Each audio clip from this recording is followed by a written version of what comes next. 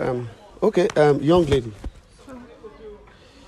please, can you please calm down and please tell me the reasons? Because I can't see a young, beautiful lady like you, and at this point, you will be thinking of how to maybe where to take your own life by yourself, to take your own life. Although I don't know the reason, but I just want to know some reasons.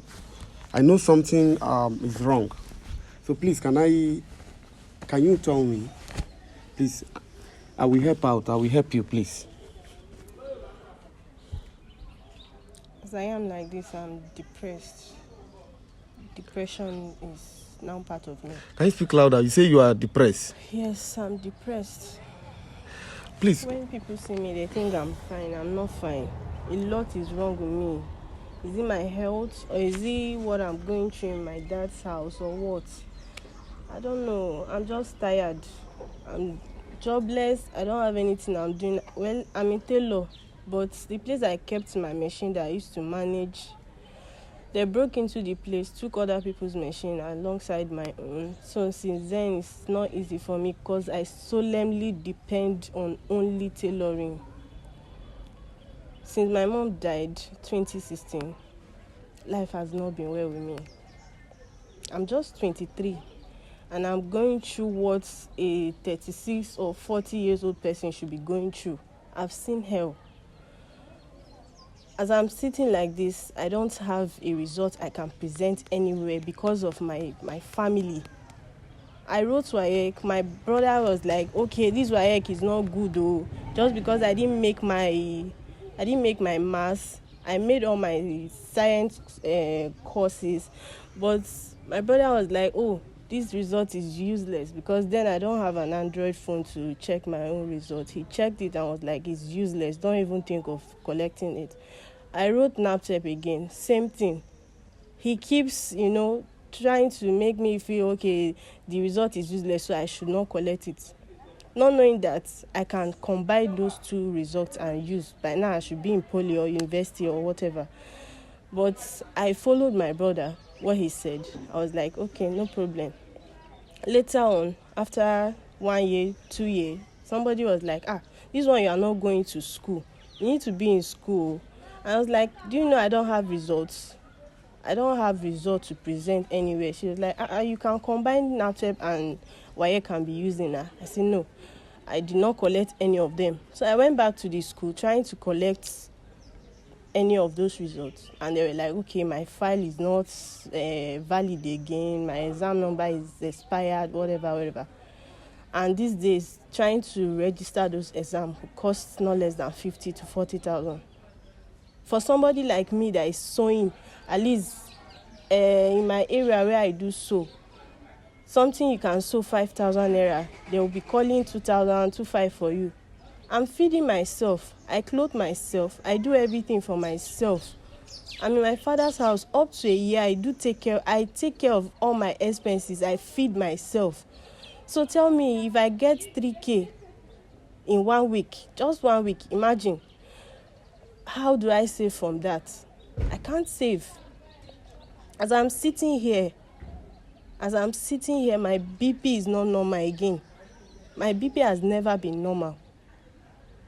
It's always high because you keep thinking about something every day, every minute. I can't just sit down without thinking about anything. Is it about how my life is going? Or is it about the one I've been through before?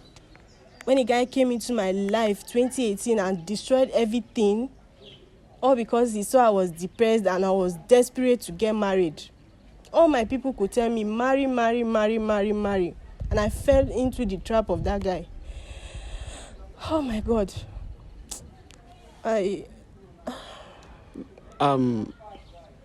Please, you can continue. What happened? What happened? The guy said he wants to marry me. Then I just finished my WAEC then. And they were already flashing marriage on me. I didn't even like the guy. The next thing, he came to my house And the only thing my dad was like, okay, marry this guy. I didn't even like him, but because of what I'm going through, I could, okay, let me just marry him and leave this house. One day, as usual, the way they always do, they always chase me out of the house. Any slightest thing, leave my house, leave my house, leave my house. So that day, they chased me out of the house in the evening. So I had nowhere to go. I don't even have friends because of... Who chased you out? Is it the guy that married you? My dad. Your dad? Yes. So I didn't have anywhere to go. I felt, okay, since I've known this guy for like 2-3 weeks now, let me call him, at least share my problem with him. And I called him. I told him, this is it. Please, can I come and spend the night in your house? And he said yes. He even came to my house to pick me up. He took me to the house. This guy forced me and raped me while sleeping. I didn't have any choice. I was shouting in pain, but it's as if some people will be like, okay, what took her there in the first place? Are you guys not dating? And I felt this pain. That since that day till now, I've not been normal. Like that thing is something that affected me psychologically, because I didn't expect it from that guy. He took advantage of me. And I felt relaxed. I didn't open up to anybody. I didn't tell anybody. He kept coming to my house to see my dad, coming and like that. I was pregnant for 7 months and a week. I didn't know. People were the one now even telling me that you are pregnant. That, okay, you are pregnant, you are getting fat, you are this, you are that, you are that. Because I was seeing my monthly flows. I didn't even suspect anything. When I started being sick, I told this guy, it was like, it's just normal malaria. For 7 good months, I didn't know. One day, I went out and I came back. The next morning, I was sick. I had to just sleep at a friend's place. And I came back, I saw my loads outside. I was like, what is going on? Who packed your load outside? My dad. Is your dad? So my stepmom was like pretending, she was crying. People told her that me, I'm pregnant, not knowing that she made a corporate plan with my dad, and she told my dad that, okay, this girl is pregnant. That was the plan. They already made the arrangements. So I came and I saw my things outside. Everybody was now asking me questions, a lot of questions. By then, my brother has gone to training. He was calling me on phone, insulting me. Everybody was on my neck. This one, people that I don't even think will ever speak rough to me. No, the guy that you said, the guy that raped you, is it the guy that brought that your daddy say you should marry? Yes. Is the same person? Yes. Then what happened to the pregnant? Did you give birth? It was a long story. So when I discovered I was pregnant, my dad said I will never, because he on his own, right from time, doesn't like me. Since I was born, I've never felt love of a father before. It's natural. I've never, like, it has always been there, right from when I was small. I've never felt love of a father. So he has always been saying it, that finally one day, if I get pregnant, I'm leaving his house, because he has always been looking for every slight thing for me to leave his house. So when that happened now, the first thing he could say was, leave my house. He threw my things out. Even neighbors that were not aware of the situation, they get to know. He called the village people. He called everybody. So one of his elder sisters now called me to come to our place. I went there. They invited the guy. He came and he was saying things that I did not even know about. It was there I knew he was even married. Because what he told me was he had a child. Like he had 2 kids with a woman and she left him, something like that. So it was there he now told my auntie that he's married with children, but the wife is not in my state. So I was so broken when. So I really understand where you are going. So at the end of the point, did you give birth to the pregnancy? We concluded on me after, if I give birth, then they'll proceed with wedding. That was the plan. But along the line, 3 days after his people came to see my dad, I fell.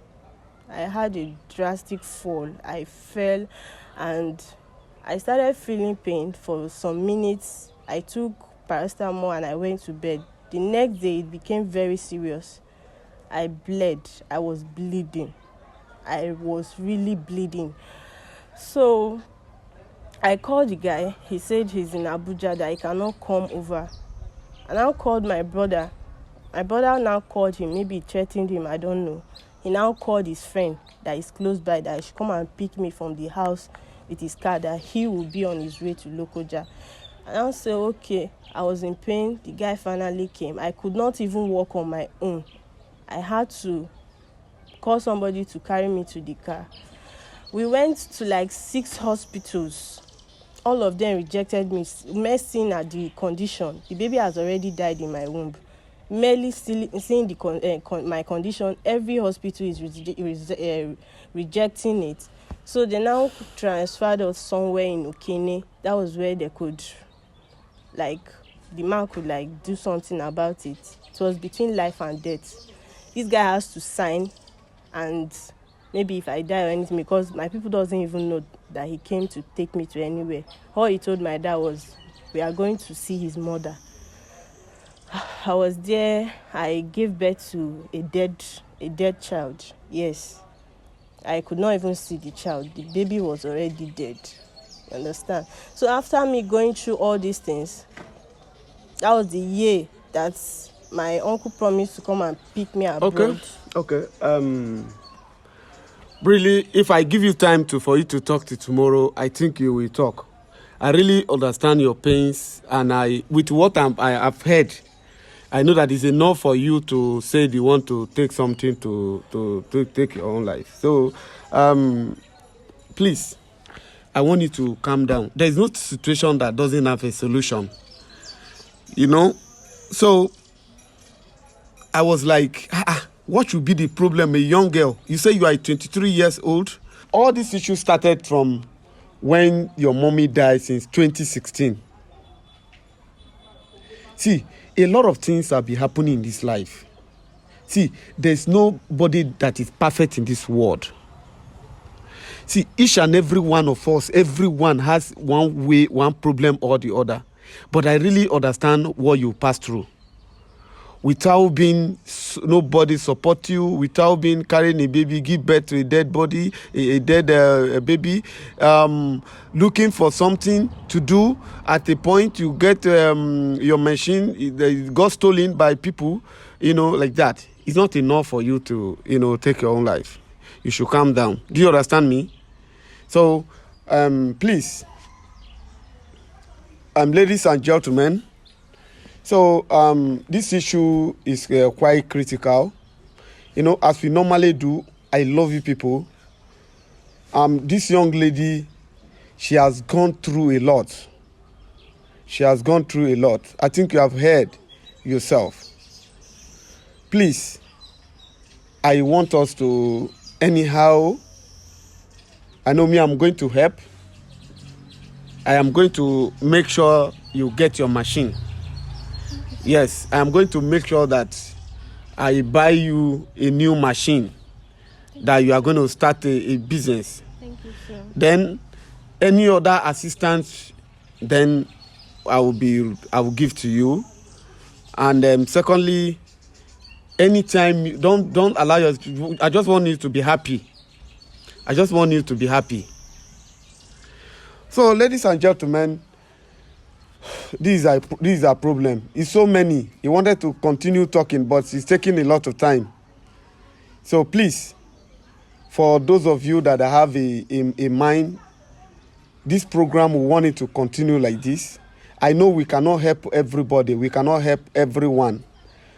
But anyone that we can help, anyone will come across like this, at least we will try and do something to help. I will try to at least look one way or the other to get a machine for her.